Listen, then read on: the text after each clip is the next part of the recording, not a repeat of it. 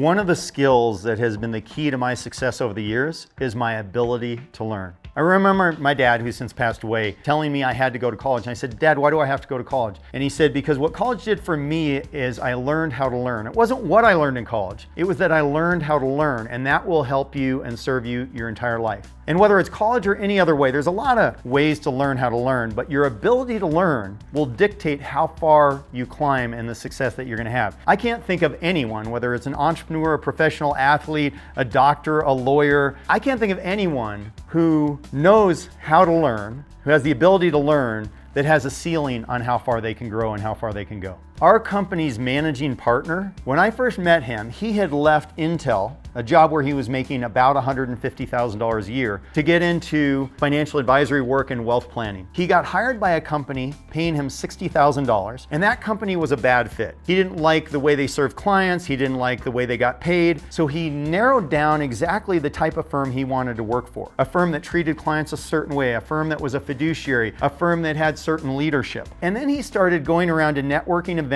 to different programs, to anywhere he could show up to meet owners of advisory firms to try to find that right fit. And I happened to show up at a conference, and the person running the conference came up to me one day and said, hey, have you met Bryce? And I said, yeah, I did meet Bryce. And she said, aren't you hiring? I think he might be a good fit. And I said, interestingly enough, when I sat down at the event last night for dinner, he sat right next to me. Now, I didn't know that Bryce was clever, and he had asked around, and people said that I was running the kind of firm that he was looking for. He finagled a way to sit next to me at dinner and talk to me for a couple hours. So she said to me the next day, what about him? And I said, we'll see. I gave him my business card, we'll see if he follows up. He did follow up. Then we had coffee. He was there early for coffee. I started asking him all these questions, and he kept checking all the boxes with the attitude and the desire I was looking for. Guess what? We offered him $60,000. So he came over at $60,000, which was way below what he was making at Intel. So why did this happen for him?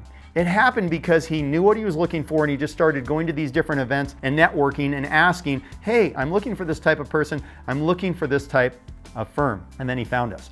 And he was willing to take a huge cut in what he was getting paid, because he said to me later, I knew that I could learn a lot from you. And what I would learn in a year from you, even if it didn't work out, would be with me for the next 40 years. Now what happened is he also was in a position where he didn't get his expenses out of control, so he could afford to take a pay cut from $150,000 to $60,000 to get into the industry and to learn. From that day, he's moved his way up in our company and is now our managing partner, just because he went to events, networked, and knew what he was looking for.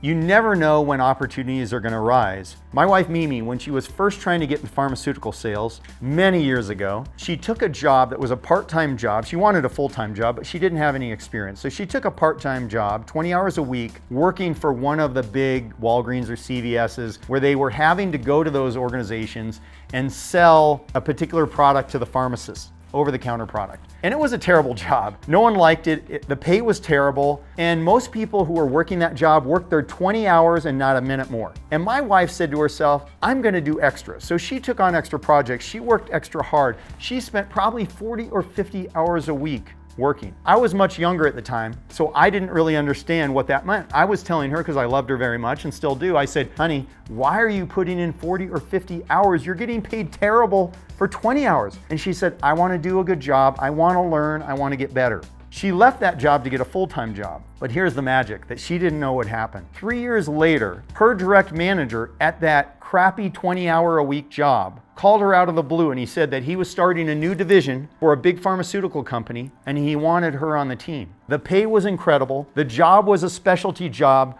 working with the specialists at different hospitals. Everything was great about it. Once she started on the team, she found out something interesting. Everyone on the team he hired had 15 or 20 years of experience or more. She had 3 years of experience. He told her, he said, the reason why I hired you is not because of your experience, because you don't have the experience for this job. I hired you because of what you did when you were doing that 20-hour-a-week job. I saw in you the potential for what you could do for this company under me. So don't underestimate when you're working a job that you think, I'm not paid well, I don't like the people, the job is terrible. Don't underestimate who might be watching you and the opportunities that could come your way because of it.